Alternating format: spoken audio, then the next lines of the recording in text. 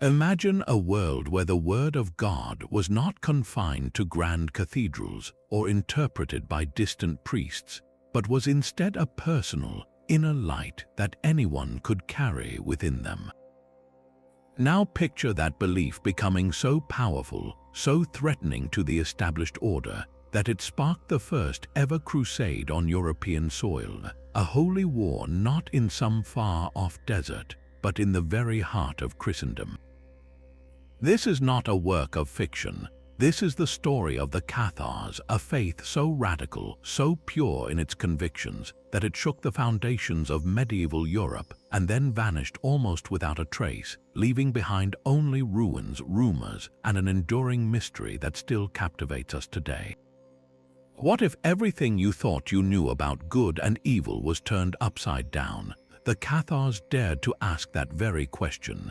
They saw the material world not as a divine creation, but as a prison crafted by a lesser, flawed God, a place of suffering from which the human soul must break free. To the Church in Rome, this was more than heresy, it was an existential threat. And so, in the year 1209, Pope Innocent III launched the Albigensian Crusade, named for the town of Albi in southern France where the Cathar movement had taken root. What followed was a campaign of unimaginable brutality, one that would scar the landscape and the collective memory of an entire region for centuries. But here's what makes their story so compelling. Even in the face of fire and sword, the Cathars did not surrender their beliefs. Instead, they retreated into shadow, guarding their secrets in mountain fortresses and remote villages, passing their teachings down in whispers. Their final stronghold, the fortress of Montségur, fell after a long siege in 1244, and more than 200 perfecti, the spiritual leaders of the faith, walked willingly into the flames rather than renounce what they held to be true. Yet long after the last fires were extinguished, questions remained. What did the Cathars truly believe? Were they preserving an ancient wisdom lost to time? And could fragments of their faith have survived, hidden in plain sight, waiting to be rediscovered? Join me as we step into the shadows of history to uncover the secret religion of the Cathars, a story of courage, conviction, and mysteries that still echo through the ages. To understand how such a radical faith could flourish, we must first step back into the world of the 12th century, a time both familiar and profoundly foreign to our modern sensibilities. Picture a continent where the church was more than a religion. It was the very bedrock of reality itself. It dictated the laws of kings and the lives of peasants. It was the ultimate arbiter of truth, and its immense wealth and political power were visible in every soaring cathedral and every monastery's fortified walls. For the vast majority of people, life was short, brutal, and unquestioningly obedient to this divine hierarchy. Salvation was a distant promise mediated through rituals and the ever-present fear of hell. Yet, beneath this surface of unified faith, a deep undercurrent of spiritual hunger was brewing. Many common people, and even some nobles, grew weary of a clergy that often seemed more interested in earthly power and riches than in heavenly grace. They yearned for a faith that was simpler, purer, and more personal, a direct connection to the divine without the need for a vast and sometimes corrupt institution as its gatekeeper. And there was one place in Europe where this yearning found particularly fertile soil: the sun-drenched, independent-minded region of Languedoc in what is now southern France. This was not the France we know today. It was a patchwork of powerful and largely autonomous counties, each with its own court and its own culture. The Counts of Toulouse and the Trencavel family ruled lands that were remarkably prosperous, cultured, and open. Here, the rigid feudal structures of the north were looser, and a spirit of intellectual curiosity flourished. This was the land of the troubadours, poets, and musicians who sang not of war and piety, but of courtly love and personal emotion, creating an atmosphere that valued individual experience and expression. Most crucially for our story, Languedoc was a place of extraordinary religious tolerance. Jewish communities thrived in its cities, and ideas flowed freely along trade routes from the east. It was into this open, questioning environment that the teachings of the Cathars arrived, finding a population not just willing, but eager to listen to a different interpretation of God and the soul. They weren't looking to rebel, they were looking for a truth that resonated more deeply with their hearts than the one being offered from Rome. So where did these radical beliefs actually come from? The origins of Catharism are a historical puzzle, a story told in fragments and whispered along ancient trade routes. To find the source, we must look far beyond the borders of France, traveling east across the map of medieval Europe. Many scholars point to the Bogomils, a dualist sect that emerged in the Balkans in the 10th century. Their name, meaning worthy of God's pity or perhaps friends of God, hints at their own outsider status. Like the Cathars who would follow, the Bogomils viewed the material world as the creation of Satan, a fallen angel, and they rejected the Orthodox Church's hierarchy, its sacraments, and the veneration of the cross. Their influence spread through the Byzantine Empire, carried by missionaries and merchants, but the trail leads back even further to the Paulicians of Armenia, a group centuries older who also held dualist beliefs and faced intense persecution from Constantinople. These were not isolated flickers of heresy, they were part of a long, smoldering chain of dissent against mainstream Christian orthodoxy. The crucial question then becomes, how did these Eastern ideas journey over 1,000 miles to take root in the rich soil of Languedoc? The answer lies in the vibrant networks of exchange that crisscrossed the medieval world. The great trade routes were not just conduits for silk and spices, they were highways for ideas. Merchants from Italian city-states like Venice and Genoa, who established trading posts throughout the Byzantine Empire and the Near East, would have encountered these unorthodox beliefs firsthand. They brought back more than goods, they brought stories and theological concepts that would have been debated in the ports and market squares. Furthermore, the Crusades, beginning at the end of the 11th century, created an unprecedented movement of people and ideas between East and West. Knights, pilgrims, and camp followers traveling to and from the Holy Land would have passed through regions where Bogomilism was strong, absorbing and later disseminating these foreign thoughts. This constant flow transformed the Mediterranean into a grand, if unofficial, university of competing faiths. Yet, some historians argue that to see Catharism merely as an imported Eastern heresy is to oversimplify a much more complex picture.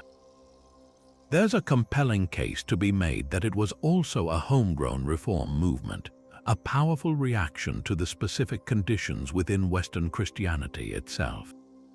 The widespread discontent with the perceived corruption and worldliness of the Catholic clergy provided a ready audience for any message that emphasized spiritual purity and direct access to God. The Cathar rejection of church authority, its opulence, and its complicated sacraments may have resonated deeply with people who already felt a disconnect between the religion they were taught and the institution that taught it. In this light, the Eastern influences might have provided the theological framework, but the movement's heart and soul, its passionate appeal and rapid growth were fueled by a very local and very profound desire for a more authentic, less corrupt form of Christian life. This interplay between foreign ideas and domestic yearning created a spiritual explosion that would soon force a brutal response from the most powerful institution in the world. At the very heart of the Cathar faith lay a concept so startling, so fundamentally at odds with mainstream Christianity, that it set them on an irrevocable collision course with the Church, the belief not in one all-powerful God, but in two eternal and opposing divine principles. This wasn't a simple case of good versus evil as we might understand it in a story. This was a complete reordering of the cosmos. The Cathars saw reality as a grand, cosmic battlefield, and the stakes were nothing less than the human soul itself. On one side stood the God of light, the true and benevolent God of pure spirit, love, and the New Testament. This deity was entirely good, entirely removed from the taint of matter, and the source of all that was eternal and uncorrupted. And in direct opposition stood a second terrifying power, the God of the Old Testament, the creator of the material world. The Cathars knew this entity as the Rex Mundi, the king of the world. They did not see this figure as a fallen angel or a disobedient servant of the true God, but as a co-eternal, independent, and utterly malevolent force. This was the craftsman of everything we can see, touch, and feel: the mountains, the rivers, the animals, and most tragically, the human body itself. In the Cathar view, this physical universe was not a glorious creation to be cherished. It was a flaw, a trap, a corrupt and decaying prison built by a flawed and vicious demiurge to capture and torment the divine spark of spirit. Every instance of suffering, from disease and natural disasters to war and death, was not a test from a loving God but direct evidence of the Rex Mundi's cruel and incompetent handiwork. This radical dualism completely reframed the entire human experience. Think of the most beautiful sunset you've ever seen, or the feeling of warm bread in your hands. Mainstream Christianity would see the grace of God in these moments. A Cathar would see something profoundly different, an exquisite, seductive illusion. That sunset was merely a temporary arrangement of corrupt matter, and that bread was a substance that would soon decay and which, when consumed, would further bind the spirit to its fleshly cage. Even human reproduction was viewed with horror, for it was the very mechanism the Rex Mundi used to keep souls trapped, luring them into new physical bodies life after life in a cycle of endless imprisonment. This belief system offered a devastatingly simple answer to the age-old question of why bad things happen to good people: because the world itself is fundamentally broken, created by a malevolent intelligence. This worldview made the Cathars not just heretics but the ultimate outsiders. They rejected the core foundation of Genesis, that God looked upon his creation and saw that it was good. Instead, they saw a world that was inherently fallen, a mistake from which the soul had to escape. It was a terrifyingly bleak vision of existence, but also, in a way, a profoundly liberating one. It meant that all the pain and suffering of earthly life was not a divine punishment to be endured, but the work of an enemy to be rejected and ultimately overcome. Their entire spiritual mission became a great escape, a conscious uncoupling from the prison of matter to return to the realm of pure, perfect spirit from which they believed all souls had originally come. If the material world was a prison, then the human body was its most secure cell.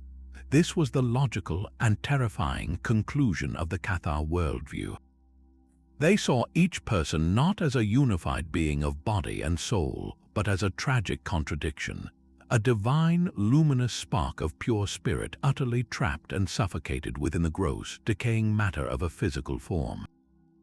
This spirit was a fragment of the true God of light, a perfect and eternal entity that had somehow become captured by the forces of the Rex Mundi. The body, with all its appetites, pains, and eventual decay, was not its temple. It was its cage, its chains, its ultimate burden. Every hunger pang, every illness, every ache of old age was a reminder of this cruel imprisonment, a constant torment inflicted by the Lord of this world upon the stolen divinity within. This led to a belief that was perhaps the most radical and alluring aspect of their faith, the concept of reincarnation, or metempsychosis, the transmigration of souls. Unlike the Catholic view of a single, linear life followed by an eternal judgment of heaven or hell, the Cathars saw existence as a cyclical trap. When a person died, if their spirit had not achieved liberation, it was not judged and sent to a final destination.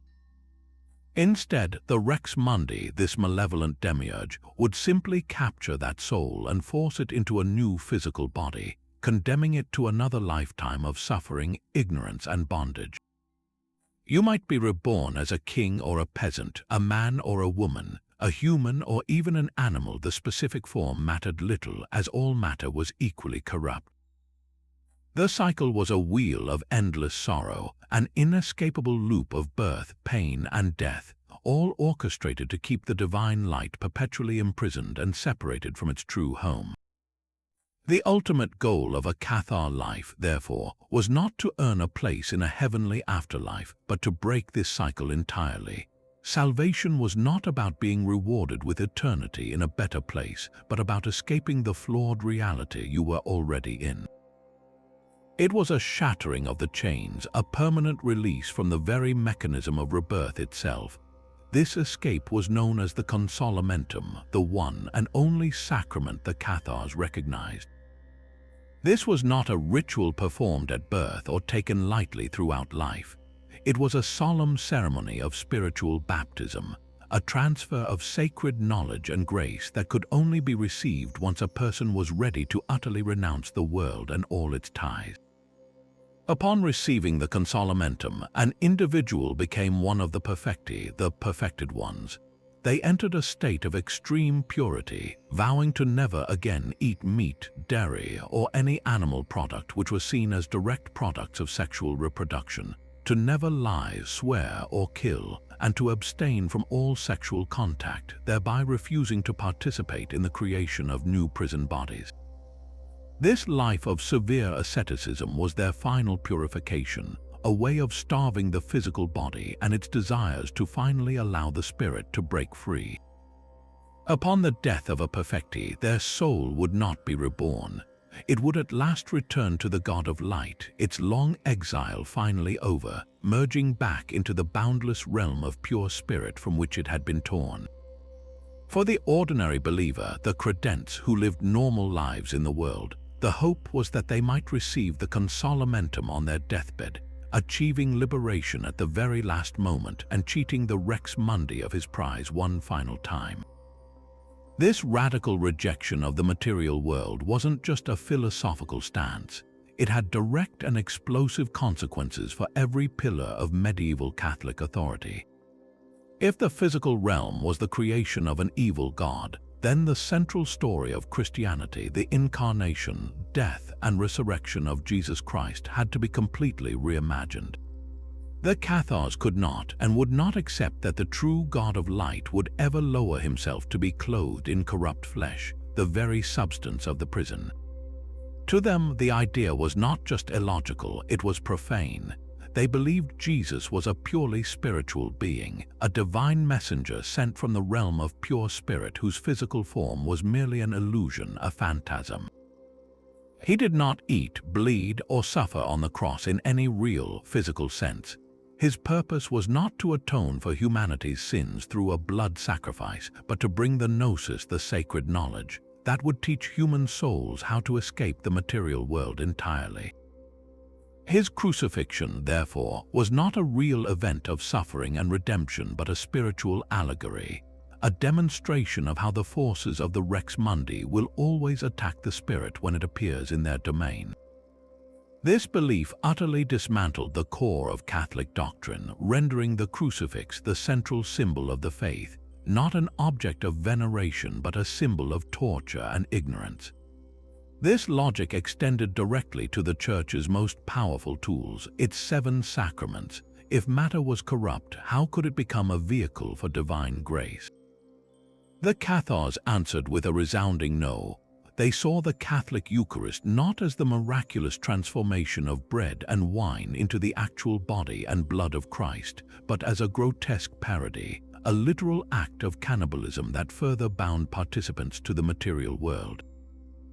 The sacrament of baptism with water was equally meaningless. How could a physical element like water, part of the flawed creation, possibly cleanse an immortal spirit? For them, the only true baptism was the consolamentum, a baptism not of water but of the Spirit and by the Spirit, performed through the laying on of hands by one who was already perfected.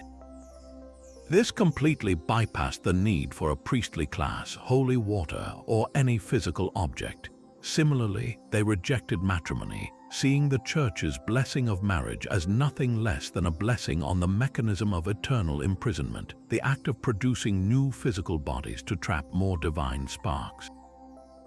Their refusal to acknowledge these rites struck at the very heart of the Church's power, as it removed the clergy's role as the essential mediators between humanity and God. Perhaps the most visible and inflammatory sign of their heresy was their outright contempt for the veneration of crosses and relics. To a medieval Catholic, these were sacred objects of immense power. A piece of the true cross or the bone of a saint was a tangible connection to the divine, a focus for prayer and a source of miracles. Pilgrimages to sites housing such relics were a cornerstone of popular piety. The Cathars viewed this entire system as the worst kind of idolatry, a worship of dead matter. They argued that to venerate the cross was to venerate the weapon used to murder the emissary of the true God. They would openly point to a crucifix and ask a compelling question. If the judge who condemned your son to death sent you the rope from the gallows, would you kneel before it and worship it? Of course not, so why would they worship the cross? This perspective made them appear not just heretical but shockingly blasphemous to their neighbors. Their refusal to show any reverence for these objects was a public and defiant act that marked them clearly as outsiders, fueling the outrage that would eventually justify the crusade against them. In the eyes of Rome, these weren't just theological disagreements. They were an attack on the entire framework of spiritual and social control that held medieval Europe together. By denying the physical reality of Christ, the efficacy of the sacraments, and the power of relics, the Cathars weren't just choosing a different path to God, they were dynamiting the very bridge the Church had built. In this stark worldview where the physical was a prison, the Cathars offered a single, radiant key to freedom, the consolamentum. This was not a ritual of initiation for the young or a routine ceremony. It was the entire purpose of a spiritual life, the one and only sacrament they recognized, and it represented a point of no return. The word itself means consolation or comfort, but this was a comfort born of ultimate severance from the world. It was a baptism, but not of water, a substance they saw as part of the corrupt material creation. This was a baptism of the Holy Spirit, performed through the simple, profound act of the laying on of hands by a member of the spiritual elite, the perfecti. Imagine the gravity of this moment for a believer, known as a credent. For years, perhaps a lifetime, they had lived in the world marrying, working, eating meat, engaging in all the mundane activities that the Cathar doctrine taught were chains binding them to the Rex Mundi. They supported the perfecti, offered them hospitality, and listened to their teachings, all while holding onto the hope that one day they might be ready for this ultimate commitment. The ceremony itself was solemn and direct. The candidate would be questioned intensely about their understanding of the faith and their resolve to uphold its most severe precepts. Then the Book of John, the gospel they held in highest esteem for its spiritual message, would be placed upon their head. The presiding perfecti would lay their hands upon the book, creating a spiritual conduit through which the Holy Spirit was believed to flow directly into the recipient, wiping away all past sin and perfecting their spirit in an instant. This transformation was absolute. In that moment, a credent ceased to be an ordinary believer and became one of the perfecti, the perfected ones or parfaits. They were now considered sin-free, a pure vessel for the Spirit, but this state came with an unimaginably heavy responsibility. They had to maintain this perfection for the rest of their earthly life, for there was no second chance. The consolamentum could not be repeated. The life they now pledged to lead was one of extreme, unwavering asceticism. They vowed absolute poverty, owning nothing personally. They took a vow of complete chastity, refusing any sexual activity whatsoever to ensure they would never create another physical body to imprison a soul. Their diet became a powerful symbol of this rejection of the material world. They were forbidden to eat any meat, dairy, eggs, or any animal product, as these were the direct results of sexual reproduction. Their sustenance was limited to bread, fish which they believed generated spontaneously in water, and vegetables. This new existence turned them into living symbols of the faith, wandering preachers who owned nothing but the simple dark robes on their backs. They traveled in pairs for mutual support and protection, dedicating their lives to prayer, teaching, and performing the consolamentum for others. Their survival depended entirely on the charity of the credents, the community of believers who still lived in the world but venerated the perfecti as the embodied ideal of their faith. For these ordinary followers, the ultimate goal was to receive the consolamentum on their own deathbeds. This deathbed rite, known as the endura, was a final, desperate gambit for salvation. A dying person would receive the sacrament, becoming perfect, and would then voluntarily refuse all food and water, accelerating their own death to ensure they passed from this world in a state of perfect purity before any earthly temptation could soil them again. It was a breathtakingly severe conclusion to a life, but for them, it was the only way to ensure their divine spark finally broke free from the cycle of rebirth and returned to the God of light. In the stark landscape of medieval religion, dominated by opulent cathedrals and often worldly clergy, the Cathar perfecti presented a picture of faith so radically different that it commanded awe. These were not priests living in fortified monasteries or bishops collecting tithes. They were the spiritual elite of the Cathar faith, the perfected ones, and their entire existence was a walking sermon against the materialism of the age. Upon receiving the consolamentum, they embarked on a life defined by vows of almost unimaginable severity, vows they were expected to keep perfectly until death, for a single stumble would mean the eternal loss of their hard-won spiritual state. Their commitment to poverty was absolute. A perfectus owned nothing. They had no home, no personal savings, not even a change of clothes. Their uniform was a simple, dark robe, often black or deep blue, tied with a cord. They traveled constantly in male-female pairs for practical safety and spiritual support, relying entirely on the charity of the ordinary believers, the credents, for their most basic needs. This voluntary destitution stood in shocking contrast to the wealthy bishops and abbots of the Catholic Church, making a powerful silent statement about where true holiness was believed to reside. Their vow of pacifism was equally uncompromising. They would not bear arms, participate in violence, or even take an oath in a court of law.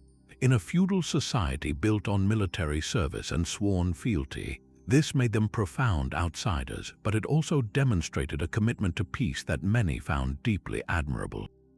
Perhaps their most visible and discussed vows were those concerning chastity and diet. They swore complete celibacy, not merely as a discipline but as a fundamental rejection of the mechanism, the rex mundi, used to trap souls' sexual reproduction. This belief extended to their vegetarianism. They abstained from all meat, dairy, eggs, and animal fats, viewing these products as intrinsically linked to the cycle of procreation and death that perpetuated the prison of the material world. Their diet consisted of bread, fish which they believed was generated spontaneously in water, and thus not born of coition, and vegetables. This extreme asceticism wasn't seen as a punishment. It was a conscious act of starving the physical body, the prison of flesh, to liberate the spirit within. Yet these austere figures were not distant hermits. They were the beating heart of the Cathar community, fulfilling roles that made them indispensable. As wandering preachers, they moved from village to village, speaking in town squares and in the homes of sympathizers. Their message was compelling not just for its content, but for the undeniable integrity of the messengers. Who could argue with a sermon on rejecting worldly wealth when it came from a man who owned nothing? Who could dismiss a call to peace from someone who would never raise a sword? They also served as healers, using knowledge of herbs and simple medicines to tend to the sick, offering a tangible form of comfort in a world with little medical care. Most importantly, they were spiritual guides, administering the all-important consolamentum and providing a living example of the purity to which every Cathar soul aspired. This is why they garnered such profound respect, even from many who remained within the Catholic fold. To the ordinary people of Languedoc, the contrast was stark and undeniable. On one hand stood their local Catholic priest, who might be poorly educated, live with a concubine, demand expensive fees for sacraments, and enjoy a comfortable life. On the other stood the perfecti, serene, poor, chaste, peaceful, and dedicated entirely to the spiritual well-being of others.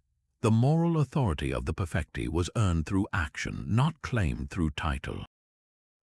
Many Catholic nobles and commoners, frustrated with the corruption and hypocrisy they saw in their own church, protected and supported the Cathars not because they fully embraced the complex dualist theology, but because they recognized true, virtuous holiness when they saw it.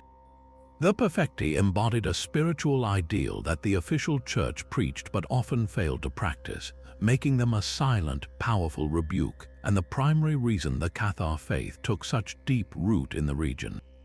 But for every revered perfectus walking the dusty roads of Languedoc, there were dozens, if not hundreds, of ordinary men and women who formed the lifeblood of the movement, the credents, the believers.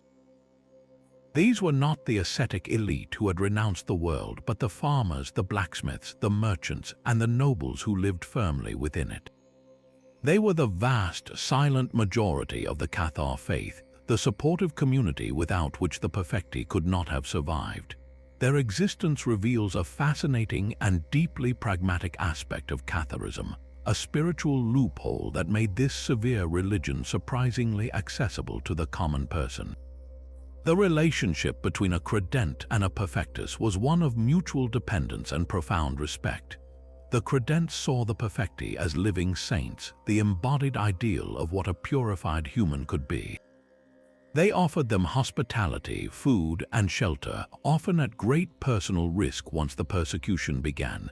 In return, the perfecti provided spiritual guidance, performed blessings, and acted as moral exemplars. A credent would greet a perfectus with a ritual known as the meloramentum, a solemn bow of deep respect where they would ask for the perfectus's prayer and blessing. This wasn't worship of a person, but a recognition of the Holy Spirit they carried within them.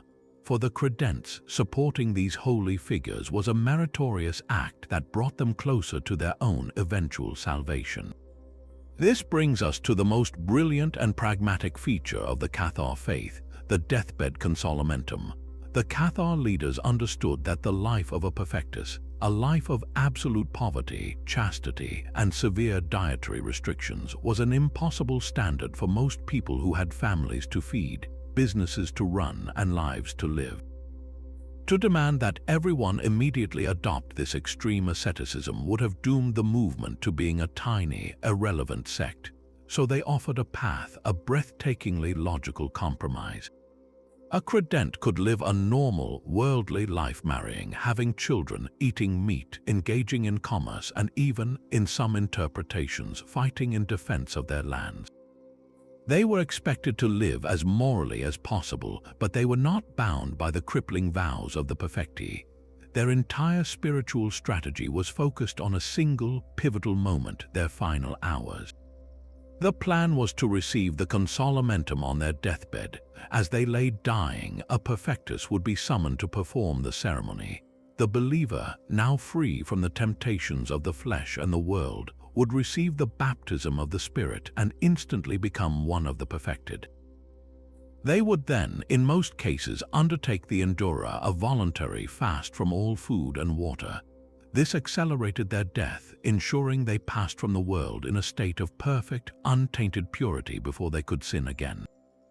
In this way, a person could enjoy the benefits of a full earthly life and still achieve the ultimate Cathar goal of liberation from the cycle of rebirth. It was a spiritual win-win, a system of deferred piety that was incredibly attractive.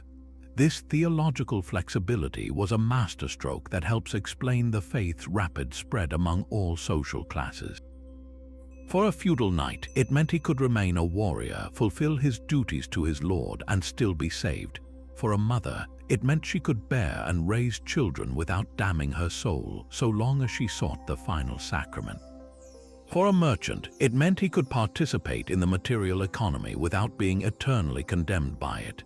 This approach stood in stark contrast to the Catholic Church of the time, which often seemed to offer salvation only through a complex and expensive system of penances, indulgences, and rituals mediated by a clergy that was frequently seen as corrupt. Catharism offered a direct, simple, and free path to grace, with the most demanding part deferred until the very end. It was this combination of high spiritual ideals with profound earthly practicality that made the Cathar faith not just a philosophical curiosity, but a powerful popular movement that truly threatened the established order of medieval Europe. To truly grasp the seismic impact of the Cathar movement, we must place their beliefs directly alongside those of the medieval Catholic Church, viewing them not as minor variations of Christianity, but as two systems locked in a fundamental and irreconcilable war for the soul of reality. The divide was not a crack in the theological pavement, it was a yawning chasm, and every point of conflict struck at the very identity and power of the Church itself. It begins with the nature of God. For Catholicism, this was the non-negotiable bedrock of existence. One omnipotent, omniscient, and benevolent God who created the heavens and the earth out of nothingness and declared his creation good. This single, all-powerful deity was the source of everything, both spirit and matter. The Cathars utterly dismantled this foundation.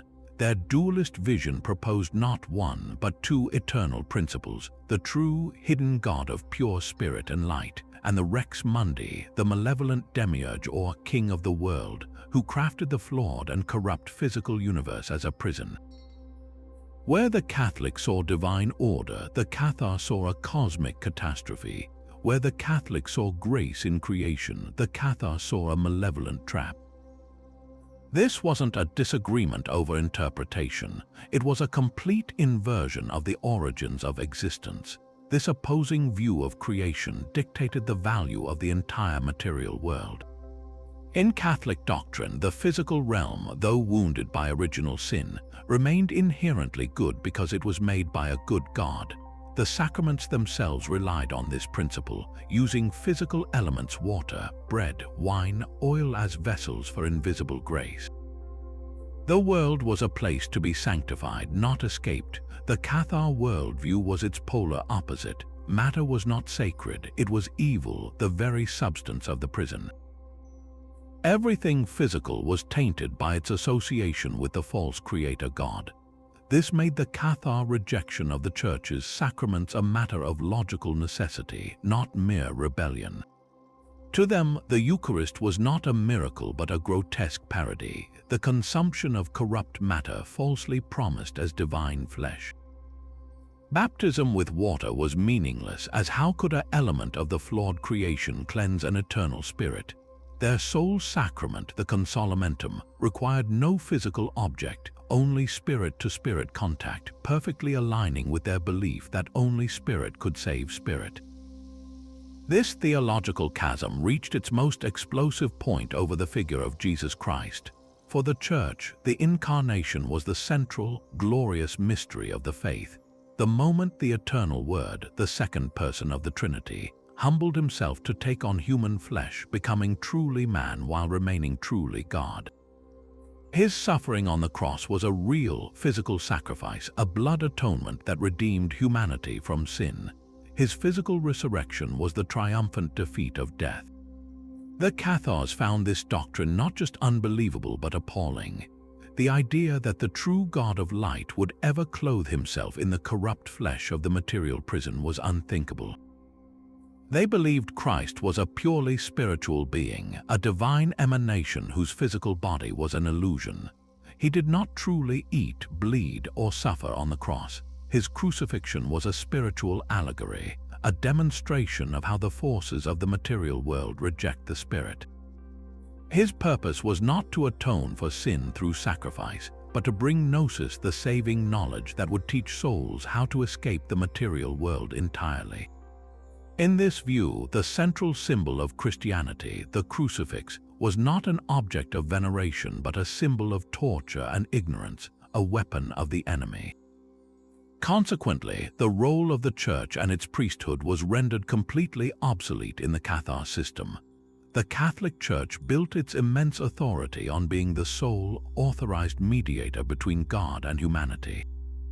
Its priests, ordained in an unbroken apostolic succession, held the unique power to perform the sacraments, which were the essential channels of God's grace necessary for salvation.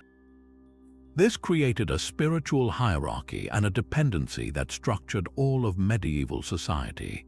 The Cathars vaporized this entire structure. They needed no churches, for the world itself was not a sacred space.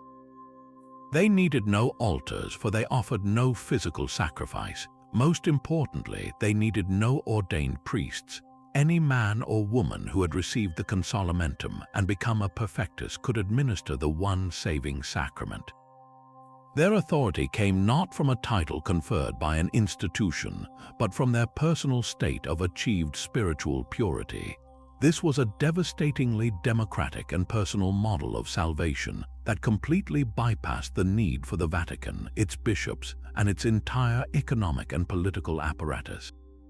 It's no wonder Rome saw this not as heresy but as sedition. Finally, the two paths to salvation could not have been more different. The Catholic path was a lifelong communal journey guided by the Church. It involved participation in the 7 sacraments, from baptism at birth to last rites at death, with confession, communion, and confirmation along the way. It required faith, good works, and adherence to Church law. Salvation was a process, and the Church held the keys. The Cathar path was a singular, transformative event available at the very end of life, the consolamentum. For the ordinary believer, life could be lived in the world with all its compromises, so long as the final commitment was made. This deathbed ritual was the only thing required for liberation, instantly perfecting the spirit and breaking the cycle of rebirth. It was free, it required no institutional baggage, and it placed the ultimate responsibility for salvation directly into the hands of the individual and their community of believers. One system was a vast, intricate network of required rituals and mediations. The other was a direct, personal, and immediate transaction with the divine. The Church could not coexist with such a belief. It was an existential threat that demanded not debate but annihilation. This unique environment was no accident of geography. It was the direct result of a distinct political reality. Unlike the northern domains of the King of France, which were slowly consolidating under a central royal authority, Languedoc was a vibrant patchwork of fiercely independent fiefdoms. The real power here did not flow from a distant crown in Paris, but from the courts of powerful local dynasties, most notably the House of Toulouse and the Trencavel family. The Counts of Toulouse, in particular, ruled over a territory that was virtually a kingdom in its own right, a rich and sprawling domain that stretched from the Rhône River to the Pyrenees. Their court in the city of Toulouse was a renowned center of culture and learning, a place where the arts were not just appreciated but actively cultivated.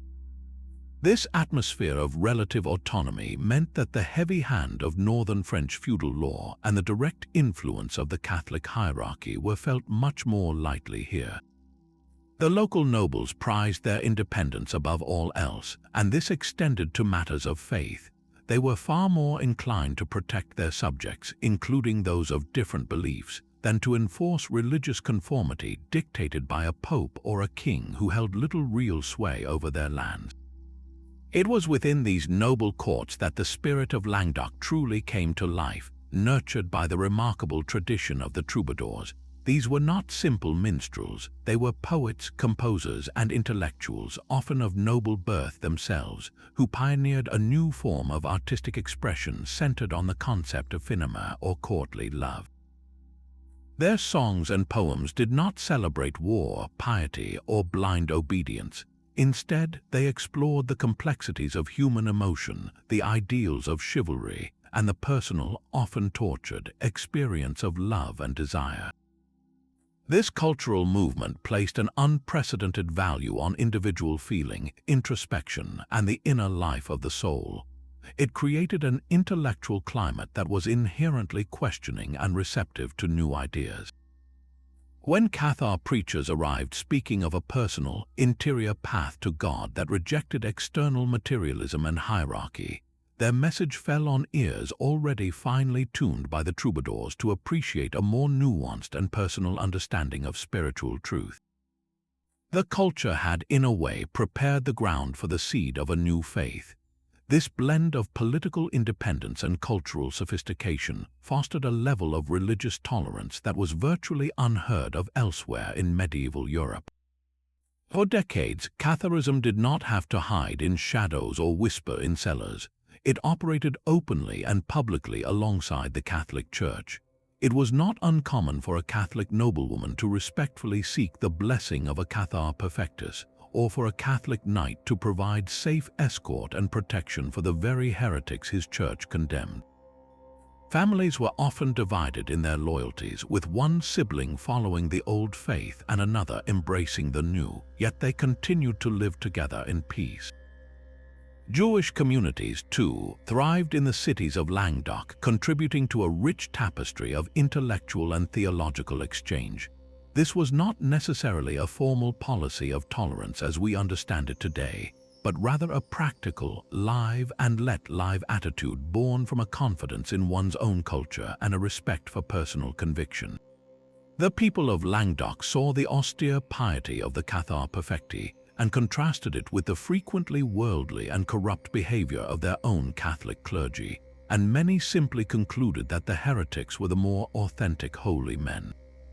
This peaceful coexistence was the greatest strength of the Cathar movement, allowing it to put down deep roots in every level of society, from the highest noble courts to the lowest peasant villages. It was also, tragically, the very thing that would make its eventual destruction so total and so brutal, for this island of tolerance was seen by Rome not as a model of peace, but as a clear and present danger to the entire foundations of Christendom. For years, the Church's initial response to the Cathar challenge was not one of violence but of persuasion. They believed the heresy had taken root not through malice but through ignorance, and that it could be uprooted by superior knowledge and more compelling holiness. This led to a series of preaching missions where legates and theologians were sent into the heart of Languedoc to debate the Cathar perfecti on their own turf. The most famous of these early efforts was led by a Spanish priest named Diego de Acebo, the Bishop of Osma, and his brilliant companion Domingo de Guzman, who would later be known as Saint Dominic. They arrived in the region around 1206, and what they encountered shocked them. The Church's representatives, often arriving with entourages and displays of authority, were being roundly defeated in public debates by the Cathar elders. The reason was starkly simple. The Cathar perfecti, with their lives of extreme poverty and asceticism, looked like true men of God. The Catholic debaters, by contrast, often traveled with fine horses, servants, and well-stocked saddlebags, appearing every bit the worldly, corrupt institution the Cathars accused them of being. Diego and Dominic realized a radical shift in strategy was needed. To win the hearts and minds of the people, they had to first earn their respect. They dismissed their own retinue, sent their horses back, and chose to travel as the perfecti did, on foot, owning nothing, and relying entirely on charity for their daily bread. They immersed themselves in the towns and villages, engaging in public disputations not with the bluster of authority, but with the quiet confidence of scholars. Dominic, in particular, proved to be a formidable debater.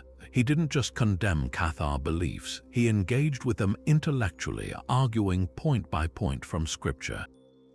He understood their theology well enough to attack its weaknesses, particularly their rejection of the Old Testament and their denial of Christ's true physical incarnation and resurrection. Night after night, these debates would draw crowds, becoming a form of public theater where the eternal fate of every soul seemed to hang in the balance. This approach, while more successful than previous efforts, still yielded limited results. The people of Languedoc had seen the integrity of the perfecti for years. Seeing a few Catholic priests now emulate that lifestyle was impressive, but for many it was too little, too late. The cultural and spiritual divide was simply too deep to be bridged by argument alone. The local nobility, protective of their independence and often sympathetic to the Cathars, provided little support to the preachers, and the church's own internal corruption remained a massive obstacle.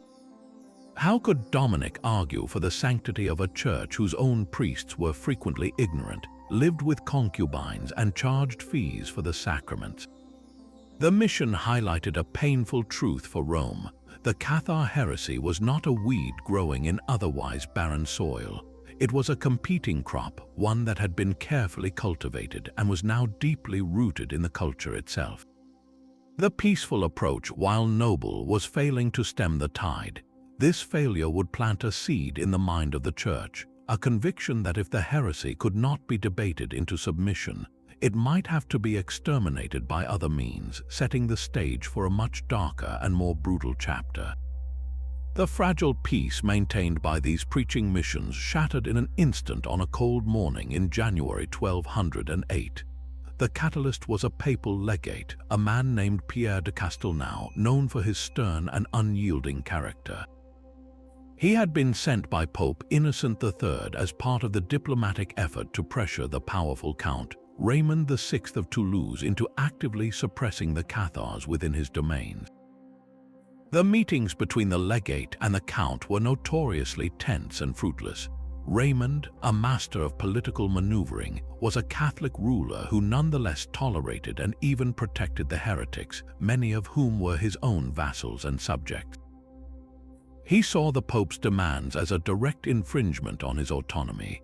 Pierre de Castelnau, on the other hand, represented the absolute authority of Rome and would accept no excuses. Their final encounter was a disaster of failed diplomacy.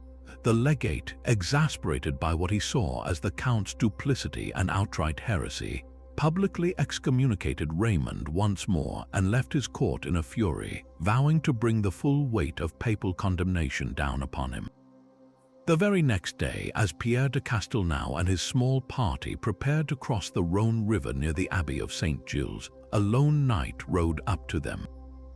This man was in the employ of Count Raymond, though whether he acted on a direct order, a whispered suggestion, or his own misguided sense of loyalty remains one of history's enduring mysteries. Words were exchanged, tensions flared, and in a sudden, brutal act, the knight drove his lance into the papal legate. Pierre de Castelnau fell, mortally wounded, and his assassin galloped away into the morning mist. The murder of a papal representative was not just a crime, it was an act of sacrilege on a monumental scale, a direct attack on the Church itself that sent shockwaves throughout Christendom. For Pope Innocent III, this was not a tragedy, it was a gift. For years, he had watched with growing fury as his preaching missions failed, and the heresy in Languedoc flourished under the protection of nobles like Raymond. He had exhausted the tools of persuasion and diplomacy.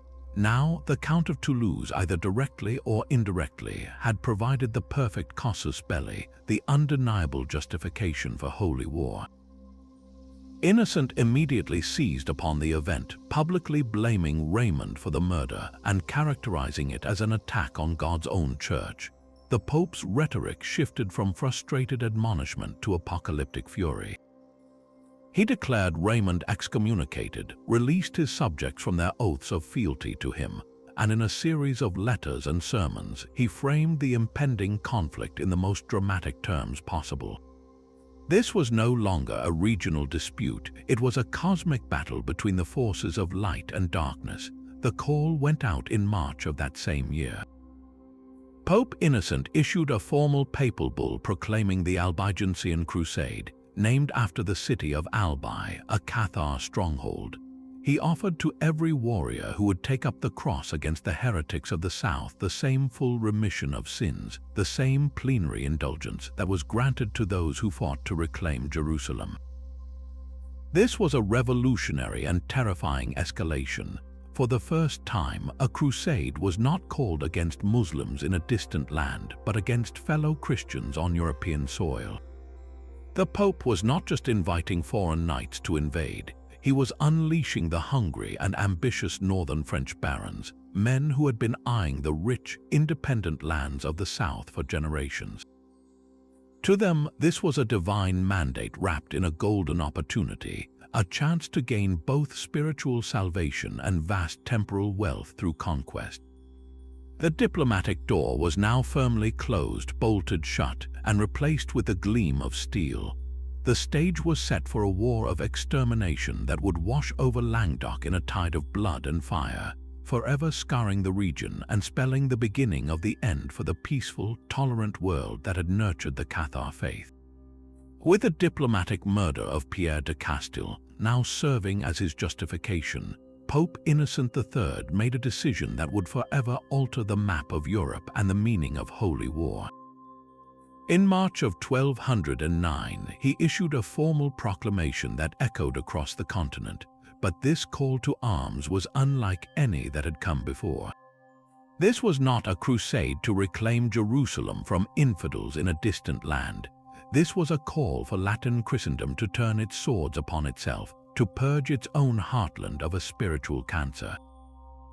He named it the Albigensian Crusade after the bustling southern town of Albi, which had become a known stronghold of the Cathar faith and a symbol of the heresy's deep roots in the region. The name itself was a declaration, framing the entire conflict not as a political dispute with the Count of Toulouse, but as a sacred war against a specific, detestable enemy within. The terms offered by the Pope were deliberately designed to ignite the ambitions of the warrior class in northern France. To any knight, baron, or duke who would take up the cross and march south, Innocent promised a twofold reward of unparalleled magnitude. The first was spiritual, a full plenary indulgence, a complete remission of all sins and punishment, the same priceless spiritual treasure granted to those who risked their lives journeying to the Holy Land. The second reward was brutally, temptingly material. The Pope declared the lands, titles, and properties of any lord who tolerated or protected heresy to be forfeit. They were now legitimate plunder, free for the taking by any pious crusader who could seize them. This was a masterstroke that transformed a complex theological conflict into a simple, visceral land grab. It was an open invitation to the land-hungry nobles of the north to enrich themselves vastly by conquering the wealthy, cultured, and independent-minded counties of the south, all while earning a guaranteed place in heaven. The church would provide the blessing, the knights would provide the violence. Beneath the surface of this spiritual emergency, however, ran a powerful and calculated political current. For the King of France, Philip Augustus, and his northern barons, the crusade presented a perfect opportunity to achieve a goal that had eluded them for generations: the subjugation of the powerful and defiant south.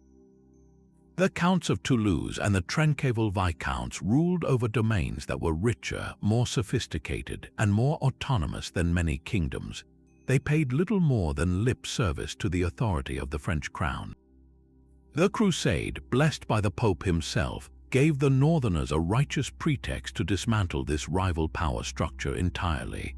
They could smash the independence of Languedoc, absorb its wealth into their own domains, and expand the direct rule of the French crown, all under the sacred banner of defending the faith. The Albigensian Crusade was never just a religious purge. It was from its very inception a weapon of conquest, a fusion of sacred fervor and secular ambition that would unleash a storm of fire and blood upon one of the most vibrant regions of medieval Europe. The storm gathered its strength not in the rolling hills of the north, but in the city of Lyon in the spring of 1209. There, a massive crusader army assembled, a formidable host of knights, men-at-arms, and fanatical pilgrims, all answering the Pope's call. Their target was not a foreign shore but the very heart of Languedoc. Leading this grim procession was a man chosen by the Pope himself, a seasoned and ruthless Cistercian abbot named Arnaud Amalric, the papal legate who embodied the Church's new, unforgiving wrath. Alongside him marched a northern French baron of notorious ambition and cruelty, Simon de Montfort. Their combined leadership signaled a terrifying shift from persuasion to pure, unadulterated force. The army moved south like a summer thunderstorm, its shadow falling first upon the lands of Raymond Roger Trencavel, the young Viscount of Béziers and Carcassonne, a known protector of the Cathar faithful. The Crusaders' strategy was brutally simple: make an example of the first major city that dared to resist. That city was Béziers, perched on a hill overlooking the Orbe River. Béziers was a bustling, fortified town, its streets home to a mixed population of Catholics and Cathars who had lived side by side for generations. As the Crusader host appeared on the horizon in late July, the city's consuls faced an impossible choice. They could surrender and hand over their Cathar neighbors to almost certain death, or they could defy the largest army ever seen in the region. Fueled by a defiant spirit and a belief in their strong walls, they chose to resist. They shut the gates, believing they could withstand a siege. It was a catastrophic miscalculation. The defenses of Béziers were not prepared for an enemy of this size or determination. The siege was shockingly brief. On July the 22nd, just a few days after the army's arrival, a group of the Crusaders' low-ranking camp followers, angry, impatient, and desperate for plunder, launched an impulsive and disorganized assault on a poorly defended section of the walls. To everyone's astonishment, including the seasoned knights who watched from a distance, this reckless mob actually managed to breach the city's defenses. The gates were thrown open from the inside, and the floodgates of hell were unleashed. What followed was not a battle, it was a slaughter. The crusading knights, seeing the breach, poured into the city with their swords drawn, giving no quarter. The streets of Béziers ran red as the soldiers systematically butchered the population. Men, women, children, the elderly, it made no difference. In the terrifying chaos, the invaders did not stop to ask who was a Cathar heretic and who was a faithful Catholic. The entire population was given to the sword. The violence spilled into the city's churches, where hundreds of terrified citizens had fled to seek sanctuary at the altars. They were cut down where they prayed, their blood staining the holy stones. The final atrocity occurred at the great church of Saint Mary Magdalene, where the town's remaining people were trapped and the building was set ablaze, consuming everyone inside. It was in the aftermath of this horrific carnage that one of the most chilling statements in all of history was uttered. When the papal legate Arnaud Amalric was asked by his soldiers how they were supposed to distinguish the heretics from the faithful Catholics during the bloody work, his reply was as concise as it was monstrous. According to contemporary chroniclers, he declared, "Quidite eos, novit enim dominus qui sunt ius, kill them all. God will know his own." Whether Amalric actually spoke these exact words is debated by historians, but the sentiment perfectly captured the Crusade's new exterminationist logic. The statement was a theological nightmare, suggesting that God would simply sort the innocent from the guilty in the afterlife, absolving the Crusaders of any need for earthly justice or mercy. It was a license for indiscriminate murder on an industrial scale. By day's end, the entire population of Béziers, estimated at between 7,000 and 20,000 souls, had been wiped out. The city itself was looted and burned to the ground, leaving only smoldering ruins and a legacy of terror that was deliberately spread throughout the region. The message from Rome and its northern allies was now written in ash and blood: surrender and betray your neighbors or face total annihilation. The peaceful coexistence that had defined Languedoc was dead, and the Albigensian Crusade had revealed its true, horrifying face. The smoke had barely cleared over the ruins of Béziers, but the Crusader army, its appetite for conquest now fully awakened, did not pause to reflect. Their next objective was already in sight: the formidable citadel of Carcassonne, the seat of power for the young Viscount Raymond Roger Trencavel. Unlike Béziers, Carcassonne was a true fortress, a double-walled masterpiece of medieval military architecture perched on a hill and defended by a determined garrison. Surely, the defenders thought, this would be a different kind of fight, a proper siege where their strong walls and the harsh summer heat would bleed the northern invaders dry and force them to withdraw. They could not have been more tragically mistaken. Viscount Trencavel, a man in his early 20s known more for his chivalrous nature than his military cunning, made a fateful decision. Rather than retreating to his nearly impregnable fortress and forcing a long, grinding siege, he chose to confront the Crusader army in the open field outside the city's walls. It was a gallant, knightly gesture, but a catastrophic tactical error. His forces were simply outnumbered and outmatched by the hardened Crusader veterans. The battle was swift and decisive. Trencavel's army was shattered, and the survivors, along with the Viscount himself, were forced to make a desperate retreat back behind the walls of Carcassonne, pulling thousands of terrified refugees from the surrounding suburbs in with them. The Crusaders immediately encircled the city, sealing its fate. They had learned nothing would break Languedoc's spirit faster than overwhelming, ruthless force, and they were prepared to apply it without mercy. Inside the walls, conditions deteriorated with terrifying speed. The city's cisterns and wells, insufficient for the massive, swollen population of citizens and soldiers, began to run dry under the scorching August sun. Disease, always the silent partner of any medieval siege, began to rip through the crowded, unsanitary conditions. The stench of death and despair hung thick in the air. The Crusaders, camped in their fortified positions, simply had to wait. After a mere 2 weeks, with his people dying of thirst and sickness around him, the young Viscount realized resistance was futile. In a desperate bid to save his people, he asked for terms of surrender. The papal legate, Arnaud Amalric, agreed to negotiate, promising safe passage for every soul in the city if they would relinquish Carcassonne. It was a lie. The moment the gates were opened, the Crusaders poured in. The population was forcibly expelled from their homes, allowed to leave with nothing but the clothes on their backs, a horrifying exodus of starving, broken people into the barren countryside.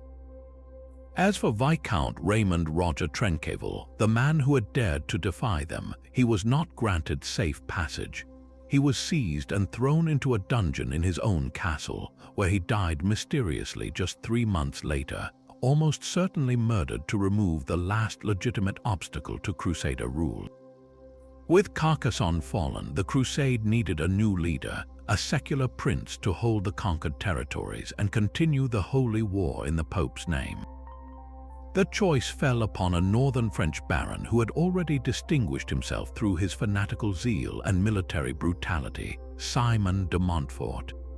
He was a man perfectly suited to the task, a chilling embodiment of religious fervor and naked ambition. From his new base in the captured citadel of Carcassonne, de Montfort launched a campaign of systematic subjugation that would define the next brutal phase of the conflict. His strategy was a masterclass in terror. He understood that to break the spirit of Languedoc, he had to dismantle its society piece by piece. His armies swept through the countryside, not just hunting for heretics, but methodically seizing the lands and titles of any noble who had shown even the slightest sympathy for the Cathar cause. Castles were besieged, captured, and then systematically slighted, their walls torn down to ensure they could never be used as strongholds of resistance again. De Montfort's reign was built on a simple, brutal calculus: absolute submission or absolute destruction. Towns that surrendered without a fight might be spared a massacre, but they were still stripped of their wealth and forced to swear loyalty to their new northern overlord. Those that resisted faced the full fury of the Crusade, meeting the same horrific fate as Béziers. He used terror as a weapon of policy, making examples of communities to intimidate others into capitulation. His tactics were so effective not just because of their violence, but because of their cold, administrative precision. He was not a mindless berserker. He was a calculating general and a shrewd politician, methodically carving out a vast new personal domain from the blood-soaked soil of the South, all under the sacred banner of the cross. For the people of Languedoc, the independent and tolerant world they had known was vanishing before their eyes, replaced by the grim reality of foreign occupation, enforced orthodoxy, and the relentless, pitiless ambition of Simon de Montfort. Yet even as Simon de Montfort's grip tightened, a powerful new hope emerged for the beleaguered people of Languedoc from across the Pyrenees. King Pedro II of Aragon, one of the most formidable monarchs in Christendom, watched the northern invasion with growing alarm and outrage.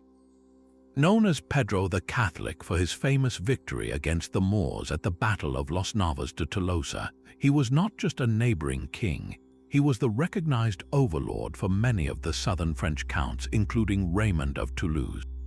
For Pedro, this was not merely a religious conflict, it was a blatant land grab by northern barons that threatened the delicate political balance of the entire region and his own authority within it. He could not stand idly by while his vassals were systematically dispossessed by an ambitious French adventurer operating under a dubious papal banner. By 1213, Pedro had seen enough. He marshaled his formidable army, crossed into Languedoc, and joined forces with his vassal, Count Raymond, and Raymond's nephew, the Count of Foix. Together, this powerful coalition represented the best and last chance to break the Crusader siege and drive de Montfort back to the north. Their target was the small town of Muret, a modest Crusader garrison situated just south of Toulouse. In September of that year, the Allied forces arrived, massively outnumbering the small contingent of knights Simon de Montfort had stationed within the town's walls. The situation appeared hopeless for the Crusaders. King Pedro's army was not only larger but also seasoned and confident, containing some of the finest knights from Aragon and Catalonia. They settled in for what seemed would be a straightforward siege, confident that de Montfort, who was away campaigning elsewhere, would be unable to relieve the garrison in time. Their confidence, however, proved to be a fatal miscalculation. When word reached Simon de Montfort of the threat to Muret, he did not hesitate. Gathering every knight at his disposal, a force that numbered fewer than 1,000 men against an army several times its size, he marched through the night, slipping through the Allied lines and into Muret under the cover of darkness to reinforce the desperate defenders. What happened next was one of the most astonishing and decisive military engagements of the entire medieval period. On the morning of September 12, 1213, the Allied forces were caught completely by surprise. They had not expected de Montfort to be so audacious or so foolish as to leave the safety of the town walls and offer battle in the open field against such overwhelming odds. But that is precisely what the Crusader commander did. In a breathtaking display of tactical genius and sheer nerve, de Montfort divided his tiny force into 3 squadrons and launched a furious, concentrated cavalry charge directly at the heart of the Allied camp. The attack was so sudden and so violent that it caused instant chaos. The southern and Aragonese forces, who were not yet fully deployed for battle and were perhaps overconfident, broke under the shock of the initial impact. The discipline of de Montfort's heavily armored knights, honed over years of relentless campaigning, proved utterly devastating against the disorganized resistance they encountered. The battle was decided in a matter of minutes, but its turning point was a single, catastrophic event. Amid the swirling dust and bloody confusion of the melee, King Pedro II of Aragon, the great hope of the resistance, was identified and surrounded. Fighting desperately to rally his crumbling lines, the king was unhorsed and cut down by the Crusader knights. His death was not just a military loss, it was a political and psychological earthquake that instantly shattered the alliance's will to fight. The news that their king had fallen spread like wildfire through the Aragonese ranks, turning a rout into a complete and total collapse. The forces of Count Raymond and the Count of Foix, seeing their powerful ally slain and his army fleeing, had no choice but to retreat in disarray. In less than an hour, Simon de Montfort had achieved the impossible, snatching a definitive victory from the jaws of certain defeat. The consequences of the Battle of Muret cannot be overstated. With King Pedro dead, the most powerful external threat to the Crusade evaporated in an instant. Aragon, thrown into a succession crisis over Pedro's young heir, was effectively removed from the conflict for a generation, leaving the southern lords isolated and utterly demoralized. For Count Raymond VI, it was the final, crushing blow to his hopes of retaining his patrimony. With his most powerful ally gone and his military strength broken, his resistance effectively crumbled. Simon de Montfort's stunning victory cemented his control over the entire region, allowing him to formally seize the county of Toulouse and the vast Trecqueval lands, which were soon confirmed as his personal property by the Church. Murat was the moment the Albigensian Crusade was truly won by the northern forces. It broke the back of organized military opposition and secured de Montfort's position as the undisputed, though brutally resented, ruler of Languedoc. The independent spirit of the South had not just been challenged, it had been dealt a mortal wound on that bloody field, ensuring that the Crusade would now enter a new, even darker phase of inquisition and occupation.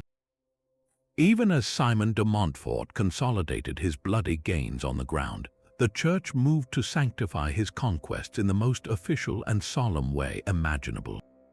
In November 1215, Pope Innocent III summoned the most powerful assembly of clergy and secular rulers the medieval world had ever seen, the Fourth Lateran Council.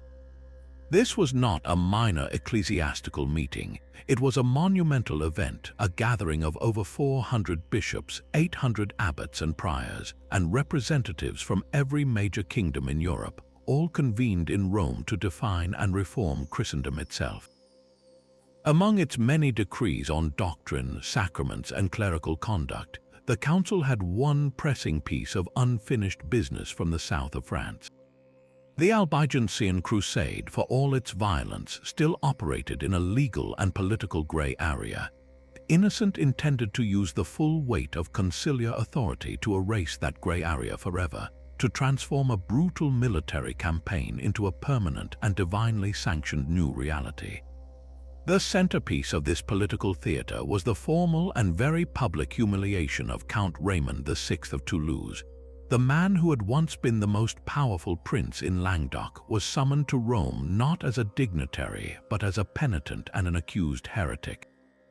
Before the assembled princes of the Church, Raymond was forced to listen to a long list of charges detailing his protection of Cathars, his defiance of papal legates, and his suspected role in the murder of Pierre de Castelnau. Stripped of his finery and made to kneel, he was subjected to a verbal lashing that painted him not merely as a failed ruler, but as an enemy of God himself. The council's final judgment was devastating. Raymond was formally deposed and stripped of all his titles and lands. The vast and wealthy county of Toulouse, which his family had ruled for centuries, was declared forfeit. This was more than a punishment. It was an act of political annihilation designed to extinguish his dynasty's legitimacy in the eyes of all Christendom.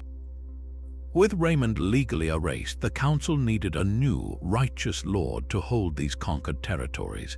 Their choice was never in doubt. Simon de Montfort, the man who had done the actual fighting and dying, was held up as the ideal Christian warrior. The council's fathers praised his piety, his military success, and his unwavering dedication to rooting out heresy. In a grand ceremonial gesture, they formally recognized him as the new Count of Toulouse and Viscount of Béziers and Carcassonne, transferring all of Raymond's confiscated titles and lands to him by papal decree. This was the moment the Crusade was fully and irrevocably legitimized. What had begun as a temporary military expedition authorized by a papal bull was now codified into permanent law by the highest authority in the Church. De Montfort's rule, built on the ashes of burned cities and the mass graves of their citizens, was no longer the act of an ambitious baron. It was the will of God and his Church. This act by the Lateran Council did something far more significant than just change the names on a feudal charter. It fundamentally transformed the very nature of the conflict. While the Crusade had always been wrapped in the language of faith, its core had steadily become a project of northern French political expansion. The council's decree was the final piece of the puzzle, providing the perfect legal and theological cover for this conquest. The King of France, Philip Augustus, had been initially wary of the Crusade, concerned about the power it gave to the Pope and to ambitious vassals like de Montfort within his theoretical realm. But with the Church now officially handing the richest lands in the south to a French nobleman, the entire endeavor was effectively brought under the French crown's umbrella. De Montfort, for all his power, still technically held his new counties as a vassal of the French king. The war to save souls had seamlessly become a war to expand the borders of the French kingdom, all blessed by the highest authority in Rome. The Fourth Lateran Council didn't just end a debate. It etched this new, grim reality into the law of both church and state, ensuring the conflict would continue until every last ember of southern independence and religious dissent was crushed beneath the boot of orthodox power. But the spirit of the South was not so easily broken. The very brutality of Simon de Montfort's rule began to forge a powerful and unified resistance where none had existed before.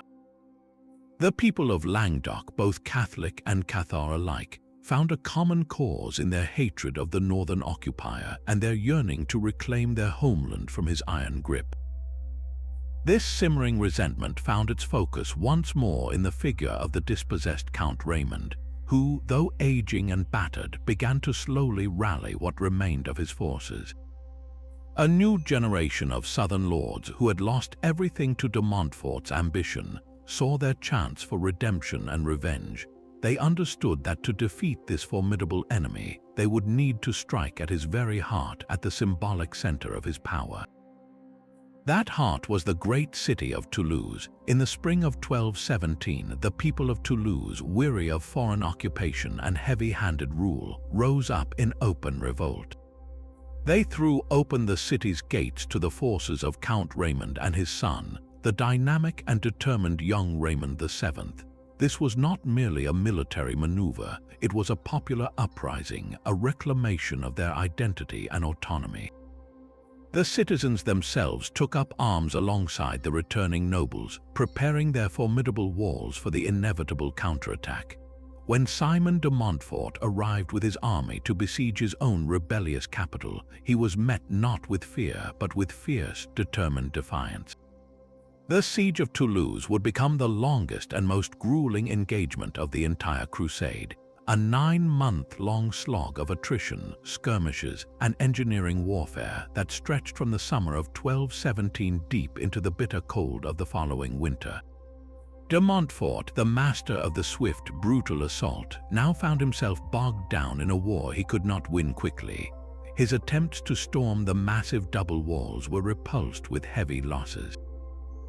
His sappers tried to undermine the foundations, and the defenders countermined. Siege engines on both sides hurled stones and fire across the lines in a constant, deadly exchange. Inside the city, the resolve of the people never wavered, fueled by the presence of their rightful count and the leadership of his brave son. Outside, the Crusader army grew increasingly frustrated, demoralized by the harsh conditions, disease, and the stubborn resilience of their enemy. The legendary commander was being outfought and outlasted on his own doorstep. The dramatic end came on a day that seemed like any other in the grim routine of siege warfare. It was June 25, 1218. Simon de Montfort was attending Mass in a makeshift chapel within his camp, his mind undoubtedly on the day's assault. As the service concluded, word arrived of a new sortie by the defenders. True to his nature, de Montfort immediately rushed to the front lines, donning his helmet but in his haste, foregoing the full protective chain-mail coif that would normally guard his neck and head. He moved among his men near the walls, directing the counter-fire against the city's siege engines. At that very moment, high on the battlements of Toulouse, a group of defenders, including women and citizens, were manning a mangonel, a massive counterweight-powered stone thrower. Its operator was not a trained soldier, but a woman, according to some chronicles, possibly named La Donna, who had come to the walls to help defend her home. As de Montfort stood surveying the field, the mangonel released its payload. The stone, likely no larger than a man's head but traveling with immense velocity, traced a high arc across the sky. It was not aimed with precision. Such weapons were area effect machines of terror. Yet fortune, or perhaps fate, intervened with chilling accuracy. The projectile struck Simon de Montfort directly on his helmet. The force of the impact was catastrophic. The helmet, without the cushioning of the mail coif beneath it, crumpled. The blow crushed his skull, killing the most feared man in Christendom instantly. The effect on the battlefield was immediate and electric. A great cry of shock and horror went up from the Crusader ranks as their leader fell. Almost simultaneously, a triumphant roar erupted from the walls of Toulouse as the defenders realized what had happened. The news spread through the city like wildfire, igniting a wave of euphoric disbelief. The invincible giant was dead, slain not in glorious knightly combat, but by a random shot from a machine operated by common citizens.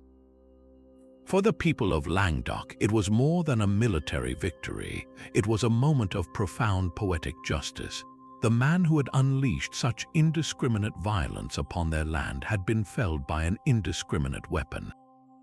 The symbol of northern oppression was gone. The siege collapsed almost immediately. The Crusader army, leaderless and demoralized, broke camp and retreated in disarray, leaving the city and its jubilant people to celebrate their hard-won freedom. The death of Simon de Montfort was a watershed moment that shattered the momentum of the Crusade and breathed new, defiant life into the Occitan resistance, proving that even the most terrifying tyrant could be brought down by the will of a united people. The death of Simon de Montfort did not bring peace to Languedoc, but rather a decade of bitter, fragmented struggle. His son, Amaury, proved utterly incapable of holding onto his father's hard-won territories, and one by one, the southern lords and cities rose again, reclaiming their lands under the leadership of a resurgent Count Raymond VII. For a few fleeting years, it seemed the old independence might be restored, that the nightmare of the Crusade was finally over. But the northern forces and the church had invested too much blood and treasure to simply walk away. The conflict had entered a new, more dangerous phase. This was no longer a war led by a rogue baron. It was now a matter of royal destiny. The French crown, which had watched from a distance as Simon de Montfort did its dirty work, now saw the immense strategic value in bringing the rich south under its direct and permanent control. The man who would personally see this done was King Louis VIII, a monarch who saw the completion of the Crusade not just as a pious duty, but as the cornerstone of building a unified French kingdom. Louis VIII, known as Louis the Lion, was the son of the formidable Philip Augustus, the king who had laid the foundations for a powerful, centralized France. Unlike his father, who had been cautiously ambivalent about the Crusade, Louis was a fervent believer in both his divine right to rule and his sacred duty to eradicate heresy. He had already participated in the earlier stages of the Crusade as a prince, so he understood the terrain and the stakes. When he ascended to the throne in 1223, he brought a new, terrifying level of legitimacy and resources to the conflict. This was no longer a papal-sanctioned freelance operation. This was the full, organized might of the French monarchy descending upon the south. In 1226, Louis formally took up the cross once more, declaring a renewed and final royal crusade. His army was not a rabble of hungry knights and fanatical pilgrims. It was a professional, well-supplied royal force, its ranks filled with the finest knights of France, all answering the direct call of their king. The campaign of 1226 was a masterclass in overwhelming force and psychological warfare. Louis did not chase after small bands of heretics or waste time on minor skirmishes. He understood that to break the South, he had to break its spirit by capturing its great cities one after another. His strategy was one of relentless, methodical pressure. The royal army moved like a tidal wave down the Rhône valley. The city of Avignon, a key strategic stronghold, chose to resist, perhaps believing its legendary walls could withstand a siege as they had for centuries. They were tragically mistaken. Louis besieged the city with a determination and engineering skill that far surpassed anything Simon de Montfort had ever mustered. After a grueling 3-month siege, Avignon capitulated. Its fall sent a shockwave of terror throughout the entire region. If the great fortress of Avignon could not hold out, what hope did any other town have? The surrender of Avignon became the template for the rest of the campaign. Louis offered terms, but they were the terms of a conqueror, not a negotiator. City after city, Nimes, Montpellier, Béziers again, Carcassonne, looked at the massive royal army camped outside their gates and calculated the cost of resistance. The memory of the massacres from 20 years prior was still fresh, a generational trauma that made the risk of defiance seem suicidal. One by one, they opened their gates without a fight.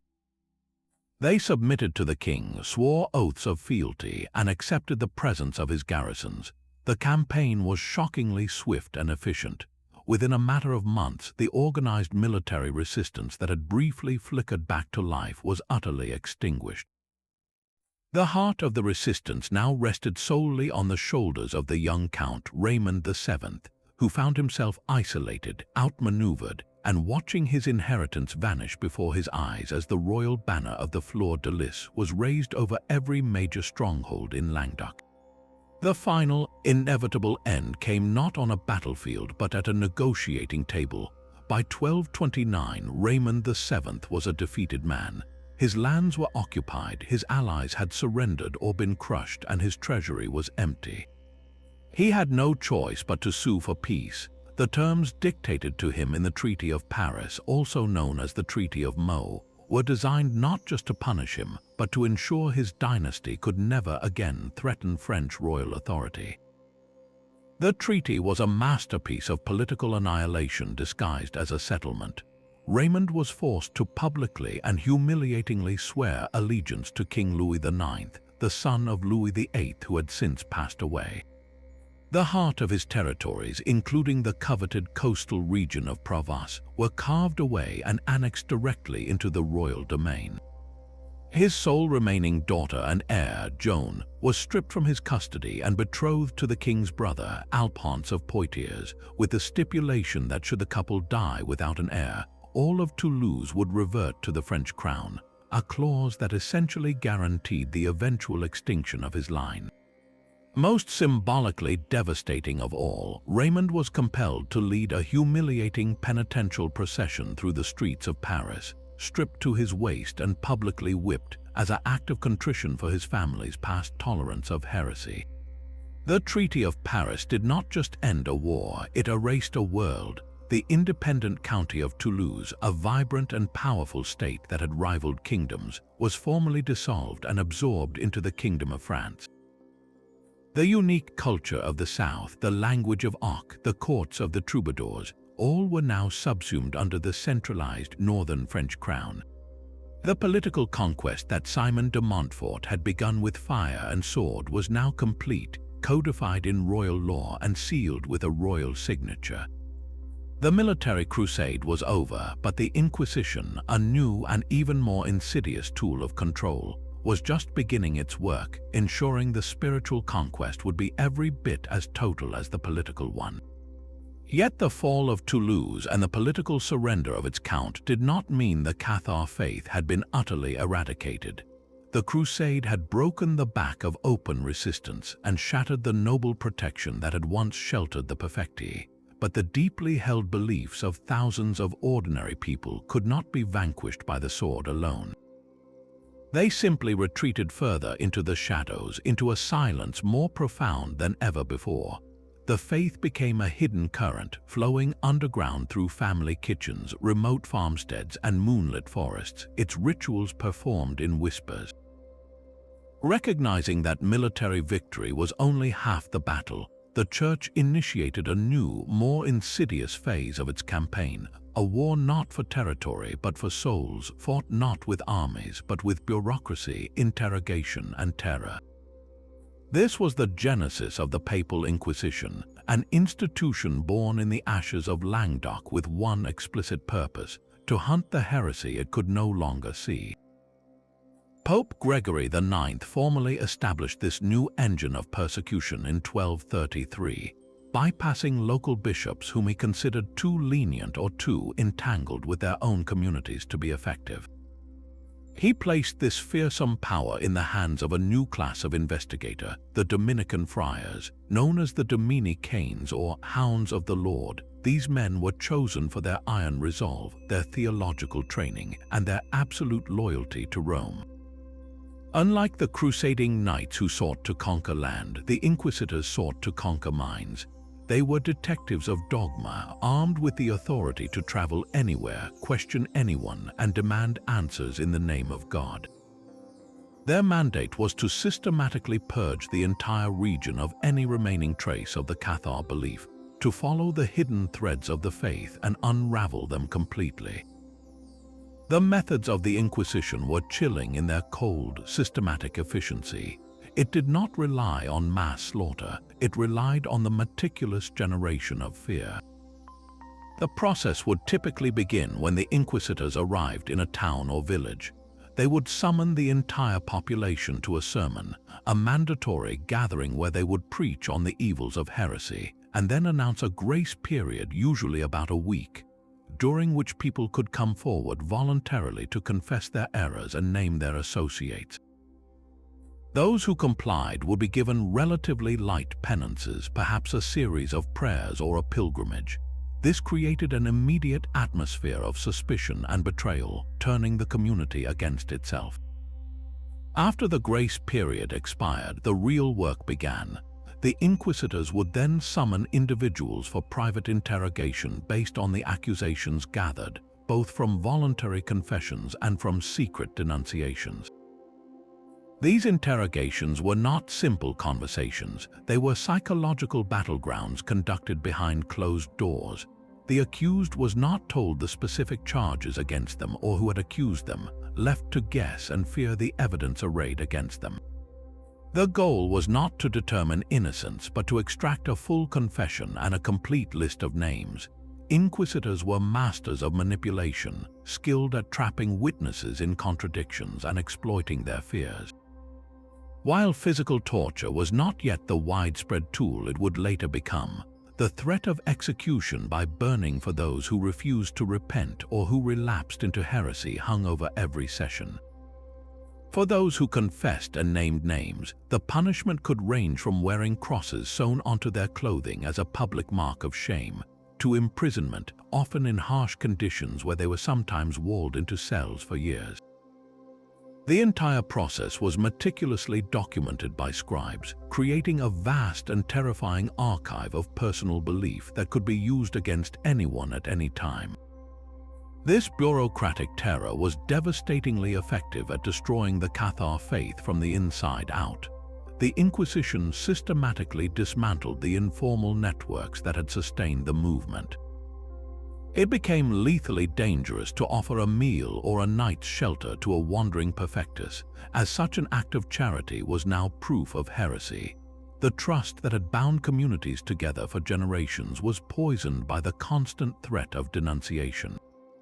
A whispered prayer, a refusal to eat meat, a moment of respect shown to a known believer, any of these could be reported by a neighbor, a business rival, or even a frightened family member seeking to save themselves. The Inquisition did not just punish individuals, it weaponized social relations, turning the very fabric of community into a snare for the faithful. This relentless pressure made it impossible for the perfecti to move, to teach, or to administer the consolamentum.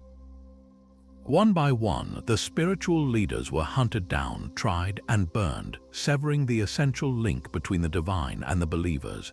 The faith, stripped of its teachers, its rituals, and its community, began to wither, its light fading under the immense, crushing weight of organized, perpetual suspicion.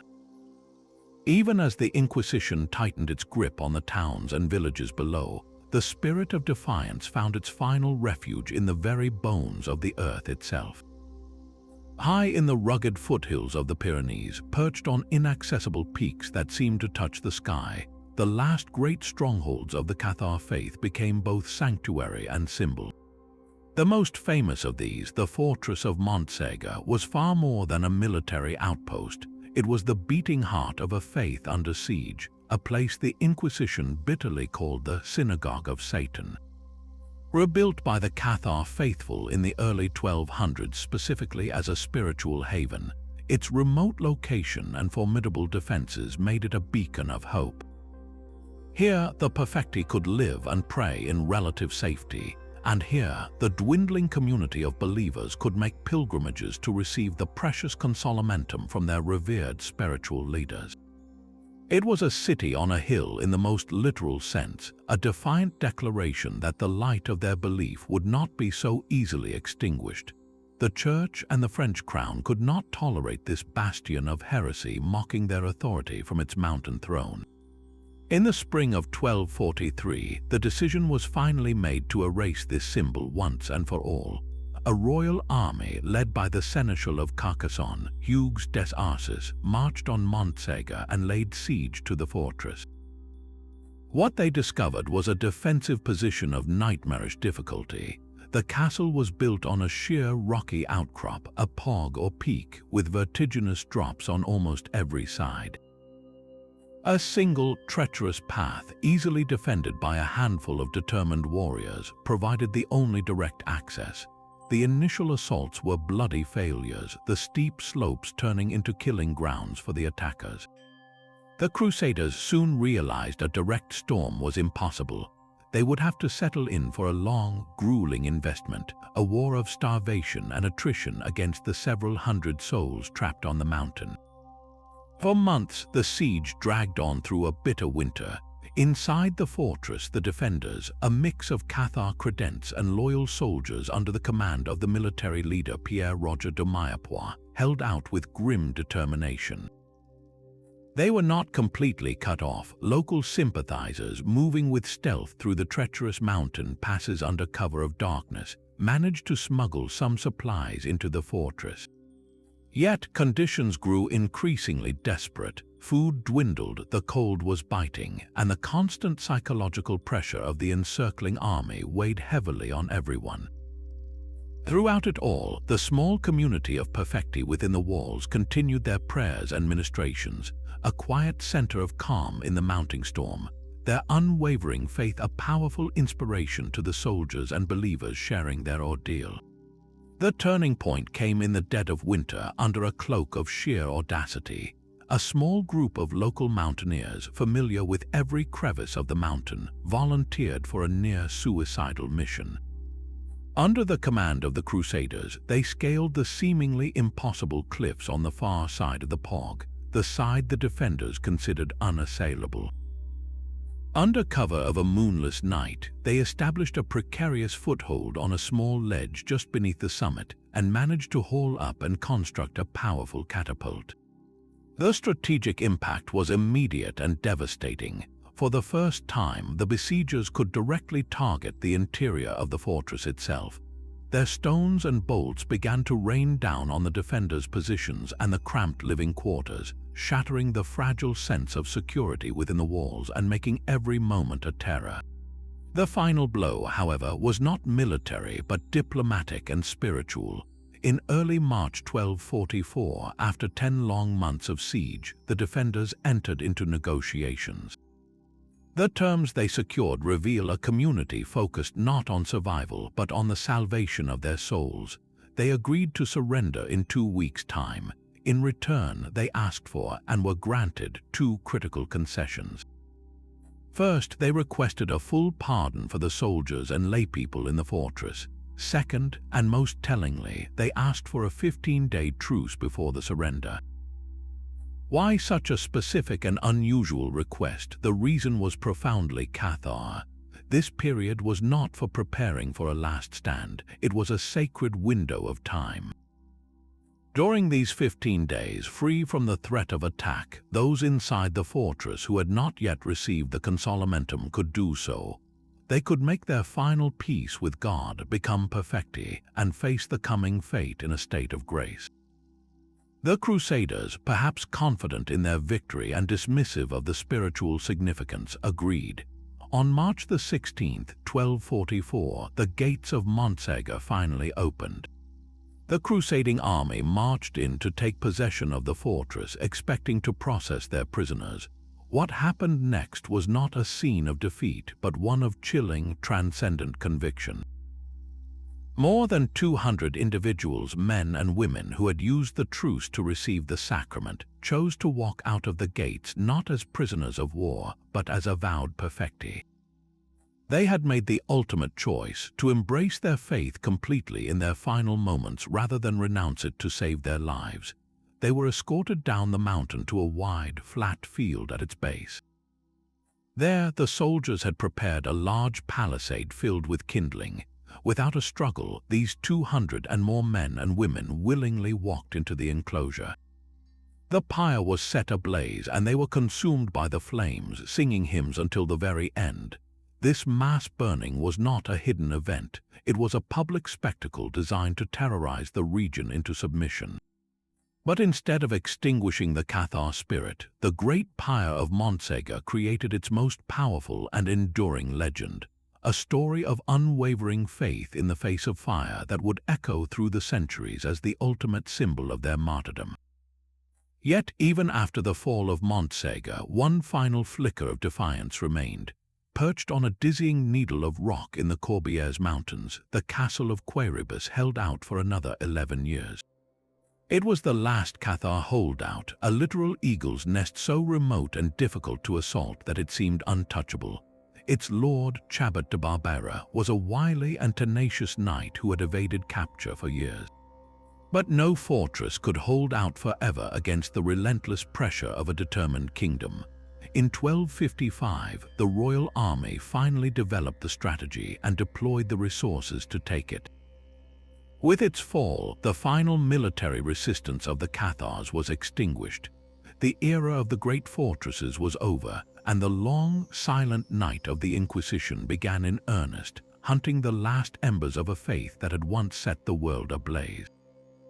For decades after the great fires of Montségur and the fall of the last mountain fortresses, the Cathar faith did not so much vanish as it dissolved into the very landscape of Languedoc, becoming a whispered memory, a secret kept in the hearts of a scattered few. The public structures were gone, the perfecti hunted to near extinction, but the embers of belief still glowed in the deepest shadows, waiting for a breath to bring them back to life. That breath almost came in the form of one man, a shepherd and a fugitive who would become the last known perfectus, a living bridge between the age of open defiance and the final, silent extinguishing of the flame. His name was Guillaume Bellebaste, and his story is a tragic and intimate epilogue to an era of epic struggle.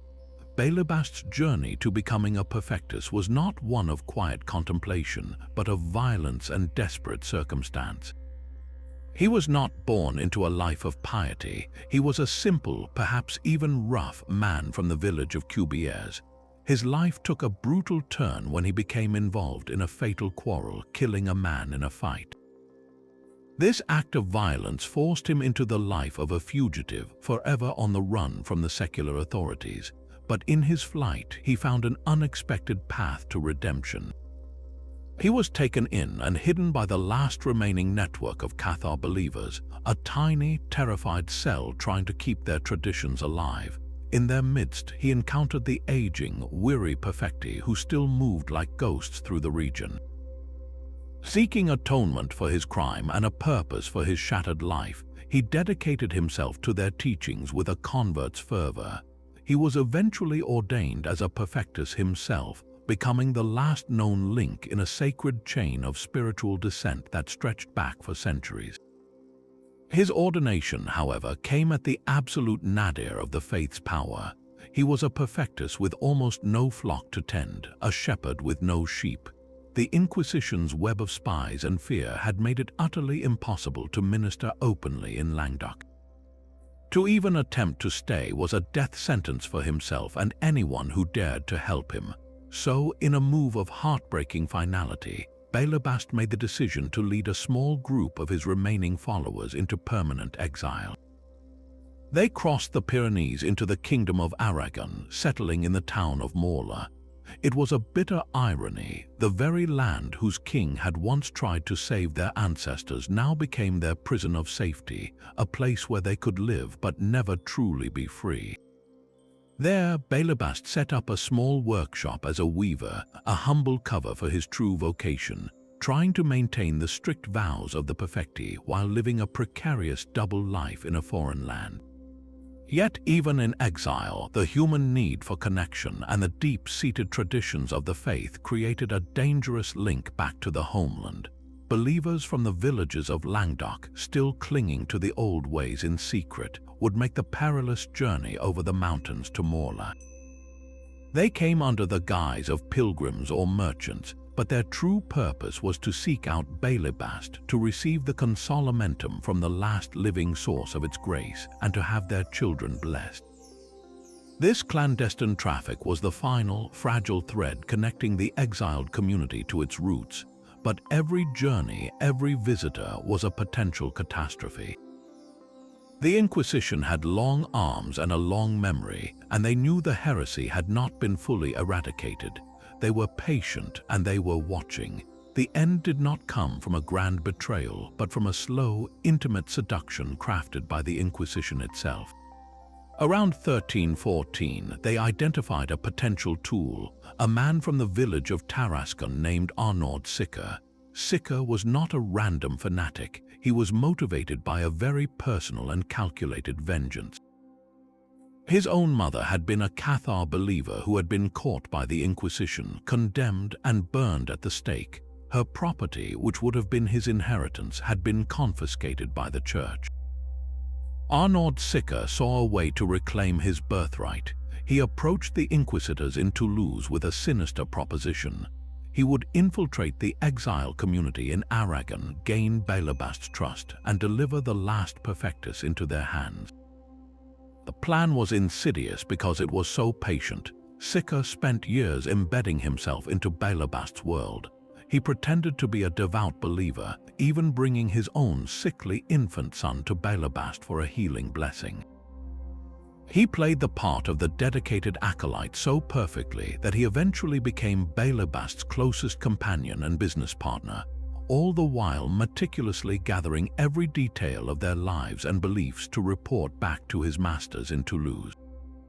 The trap was sprung with cold, bureaucratic precision. Sicker lured Belebast back across the Pyrenees into a carefully staged meeting near the town of Tervia, just inside the county of Foix, in the autumn of 1321. He promised a meeting with a wealthy and sympathetic nobleman who could offer protection and patronage. It was a promise of hope of a possible return that the lonely and homesick Belebast could not resist. The moment he crossed the border out of Aragon, he was on territory where the French Inquisition held sway. He was immediately seized by waiting soldiers acting on Sicker's information. There was no dramatic fight, no last stand. The last perfectus was captured not in a blaze of glory, but through deceit, his trust weaponized against him. The subsequent trial in front of the Inquisition at Pamiers was a foregone conclusion. Belebast's own words, reported verbatim by the traitor Sicker, were used against him. He was condemned as a relapsed heretic. In the spring of 1321, Guillaume Belebast was led to the stake. His final words, as recorded by the Inquisition's own scribes, were a poignant mix of defiance and deep sorrow. He reportedly looked at the wood that would burn him and said, "In 30 years this wood will still be here, but my soul will be with God." He then turned his gaze upon the crowd and in a final, heartbreaking lament added, "And the soul of Arnaud Sicker will be in hell." With his death, the unbroken line of the consolamentum was severed. There was no one left to pass it on. The title of perfectus, once held by hundreds of revered ascetics, died with him. While hidden beliefs and family traditions undoubtedly persisted in isolated pockets for generations, the organized, ministering heart of Catharism ceased to beat on that day. The flame that had burned for well over a century, that had withstood crusades and sieges, was finally, utterly, and officially extinguished. The fall of Montségur and the martyrdom of its defenders may have ended the military resistance, but it gave birth to one of history's most enduring and tantalizing legends, the mystery of the Cathar treasure. In the weeks leading up to the surrender, as the Crusaders tightened their siege, the stories say that something of immense value was smuggled out of the fortress under the very noses of the besieging army. Under the cover of darkness, a small group of trusted individuals is said to have used a secret, vertiginous route to descend the sheer cliffs of the Pog, carrying with them a burden so precious that its safety was deemed more important than the lives of those who remained behind. But what was this treasure? The romantic answer, of course, involves chests of gold, jewels, and sacred relics, the material wealth of a persecuted faith, hidden away to fund its survival or someday be reclaimed. Yet, for a religion that viewed all material wealth as a corrupt trap of the Rex Mundi, this seems deeply incongruous. Why would the Cathars, who vowed absolute poverty and saw gold as just another chain binding the spirit to the material world, risk so much to save mere physical objects? This contradiction is what gives the legend its true depth and has fueled over 7 centuries of speculation. If it wasn't gold, then what was it that the perfecti considered worth saving at all costs? Many historians and enthusiasts point to something far more precious to an intellectual and spiritual movement: knowledge. The Cathars were known to possess and copy sacred texts, including their own interpretations of the Gospels and possibly writings that contained their unique cosmological beliefs. What if their treasure was a library? The preservation of these texts would have been paramount, as they contained the very essence of their faith. The rituals, the prayers, the theological arguments that defined their identity and guided their practices. The loss of such texts to the fires of the Inquisition would have been a spiritual catastrophe far greater than the loss of any amount of gold. This theory suggests the treasure was a core of heretical knowledge, a hidden archive that could one day be used to revive their beliefs or simply to ensure that their truth was not entirely erased from history by their conquerors. This line of thinking inevitably spirals into even grander and more speculative territory, most famously intertwining with the legend of the Holy Grail. In certain versions of the Grail romances, particularly those connected to the German poet Wolfram von Eschenbach's Parzival, the Grail is not described as a cup but as a stone, a lapsid exilis, that fell from heaven. Some modern theorists have drawn a direct line from this description to the Cathar belief in the divine realm of pure spirit.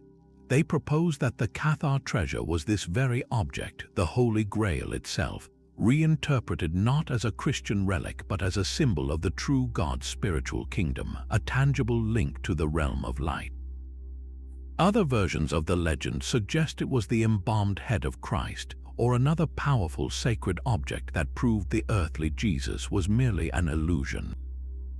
These ideas, while lacking any historical evidence, are powerfully seductive because they fuse the historical tragedy of the Cathars with the eternal allure of a lost supreme relic, creating a narrative where the last perfecti were not just preserving their faith, but guarding the greatest secret of Christendom. In the end, the true nature of the Cathar treasure may be less about a physical object and more about the powerful human need for a story of hope and continuity in the face of annihilation. The idea that something survived, whether it was gold, books, or a sacred symbol, provides a counter-narrative to the overwhelming finality of the Crusade and the Inquisition. It allows the story of the Cathars to have a hidden, positive chapter that we simply haven't found yet, a thread that connects their destroyed world to our own. This legend is what fuels modern fascination, drawing treasure hunters to scour the rugged landscape of the Languedoc with metal detectors and old maps, while simultaneously inspiring authors, filmmakers, and historians to keep searching the archives for clues. The treasure, real or imagined, ensures that the Cathars are not just a historical footnote about a defeated heresy, but a living mystery. Their story remains unfinished, inviting each new generation to look into the mists of the Pyrenees and wonder if the most valuable part of their legacy is still out there, waiting to be discovered. Though the last perfectus perished in the flames and the Inquisition's meticulous records fell silent, the story of the Cathars was far from over. It simply entered a new phase, transforming from a lived faith into a powerful memory, and eventually into a potent modern myth. For centuries, their history was a quiet, local tale, a whispered secret in the villages of the Languedoc, remembered in family names and the stark ruins that crowned the surrounding hills. The official narrative, written by the victors, painted them as dangerous heretics who had been justly eradicated. But the sheer brutality of their suppression and the haunting image of their unwavering faith began to work on the European imagination, slowly shifting their perception from villains to victims and finally to romanticized heroes.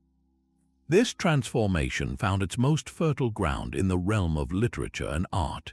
In the 19th century, as Romanticism swept across Europe, a fascination with the medieval past, the sublime, and tales of tragic resistance took hold. The Cathars were rediscovered by writers and poets who saw in their struggle not a heresy, but a noble quest for spiritual freedom against a corrupt and tyrannical institution. The fall of Montségur, in particular, was recast as a poignant drama of love and loss. A powerful legend emerged that on the night before the surrender, a small group escaped not with a treasure of gold, but with the Cathar Grail, a sacred object embodying their deepest secrets. This idea was masterfully woven into the German poet Wolfram von Eschenbach's Grail romance, Parzival, by modern interpreters, creating an irresistible link between the Cathars and one of the West's most enduring mysteries. This romantic retelling captured the public's imagination, turning the Cathars into tragic champions of a purer, lost Christianity.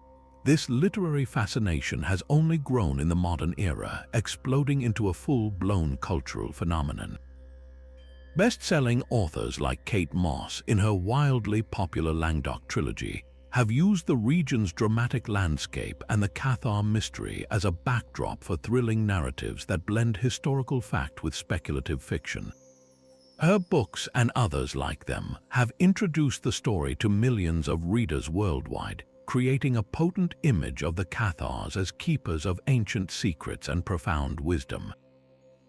This portrayal taps into a deep, modern yearning for alternative spiritual histories and hidden knowledge, positioning the Cathars as forerunners to a more personal, less institutionalized form of faith. They are no longer just historical figures. They have become characters in a global story about the search for truth in the face of oppression. The impact of this is most visibly felt on the ground, in the Languedoc region itself, where Cathar heritage has become the cornerstone of a thriving tourism industry. The lonely, breathtaking ruins of castles like Montségur, Quéribus, and Peripatus are no longer seen merely as crumbling military fortifications. They are now officially designated as Cathar castles and have been transformed into powerful pilgrimage sites. Visitors from all over the world hike the steep paths to these sky-bound fortresses, not just for the stunning views, but to stand in a place of perceived martyrdom and spiritual significance. The region actively promotes the Pays Cathar, or Cathar country, with museums, guided tours, and festivals that celebrate this unique and now highly marketable identity. This has created a fascinating dynamic where local communities, whose ancestors might have been both persecutors and persecuted, now proudly embrace a Cathar identity that provides both cultural distinction and economic sustenance. Inevitably, this romantic and spiritual interest has given rise to neo-Cathar movements. These are not attempts to literally reconstruct the complex dualist theology of the medieval sect. Very few modern adherents would truly believe the material world is an evil prison created by a malevolent deity. Instead, they draw inspiration from the perceived core values of the historical Cathars: their pacifism, their emphasis on personal spiritual experience over dogma, their simple and ethical living, and their stance against the perceived corruption of centralized religious power. For these modern groups, the Cathars represent a symbol of peaceful resistance, environmental consciousness, and a quest for gender equality, as the historical perfecti included women who held spiritual authority equal to men. They see the Cathar story as a timeless parable about the individual's right to seek God on their own terms, a message that resonates profoundly in an era often skeptical of large institutions and hungry for authentic spiritual experience. Ultimately, the enduring power of the Cathar story lies in its profound moral simplicity. It is a narrative that can be easily understood and felt, a story of a peaceful, enlightened people who were brutally crushed for daring to believe something different. This archetype of the innocent victim of intolerance speaks to universal human values and continues to find powerful echoes in modern struggles for religious freedom, intellectual liberty, and the rights of minority groups. The Cathars have become a blank slate upon which each generation projects its own ideals and its own critiques of power. Whether they are seen as proto-Protestants, early spiritual feminists, guardians of a lost wisdom tradition, or simply as tragic heroes, their legacy is no longer confined to the history books. It lives on in the pages of novels, in the footsteps of tourists hiking to a lonely castle, and in the quiet reflections of those who see in their extinction a warning about the dangers of absolute certainty and a timeless celebration of the courage it takes to hold fast to one's conscience even in the face of the fire. So where does this long and painful journey leave us? The story of the Cathars is one of history's great tragic arcs, a sweeping drama that moves from intellectual and spiritual triumph to utter physical annihilation. It begins with a powerful, homegrown challenge to a monolithic medieval orthodoxy, a faith that offered a direct personal path to God, championed by individuals whose integrity and austerity shamed the established church. For a glorious, fleeting moment in the sun-drenched lands of Languedoc, it seemed a different kind of Christianity was possible, one built on tolerance, personal conviction, and breathtaking moral courage. But this very purity and popularity made it an existential threat, one that Rome and the northern powers could not abide.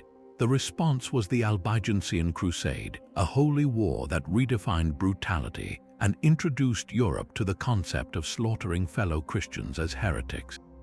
The cities of Béziers and Carcassonne were not just defeated, they were made into examples, their names forever synonymous with a specific kind of religious terror. The subsequent decades of war and the cold, bureaucratic efficiency of the Inquisition that followed demonstrate a relentless determination to not just defeat an enemy, but to erase an idea from the human mind itself. Yet, in their eradication, the Cathars found a perverse immortality. They have become an everlasting symbol of resistance against overwhelming power, a testament to the human spirit's refusal to conform. Their legacy is not one of military victory or political change. It is a moral legacy. They are remembered not for the complex details of their dualist theology, but for the simple, stunning fact that more than 200 people at Montségur walked willingly into a fire because they believed something so deeply that they preferred flames to falsehood. That final image transcends history and becomes a universal parable about the price of dissent and the courage of conscience. It asks us a difficult question even today. What belief do we hold that is so essential to our being that we would never renounce it, no matter the consequence? The mysteries they left behind only deepen their allure and ensure their story is never truly finished. What was the true nature of the treasure smuggled from Montségur's doomed fortress? Was it, as some believe, a material hoard of gold and jewels to fund their survival? Or was it something far more precious to a faith that scorned the material world, their sacred texts, their secret knowledge, the very soul of their belief system, hidden away to await a wiser future? These unanswered questions act as a powerful invitation, a bridge across the centuries that pulls us from the role of passive listeners into active participants in their story. We are left to ponder the fragments, to look at the stark ruins on their mountain peaks and feel the haunting presence of what was lost. Perhaps their greatest and most enduring lesson is a warning about the dangers of absolute certainty, whether held by a church, a state, or even a rebellious faith. The tragedy of the Cathars is a stark reminder of what can happen when dialogue is replaced by decree, when persuasion is abandoned for the pyre. Their story echoes through the ages, not just as a tale of medieval heresy, but as a timeless reflection on the struggle between authority and individuality, between the power of an institution and the truth of a single human heart. We are left to wonder what other voices, what other beautiful and challenging ideas have been lost to the same relentless engine of orthodoxy. The silent, empty castles of the Languedoc stand as permanent monuments to that question, and to the fragile, flickering light of a faith that dared to imagine a different world and was extinguished for its courage. What do you think became of their secrets, and what parts of their story resonate most with you? Share your own thoughts and questions in the comments below. The conversation about this secret religion is far from over.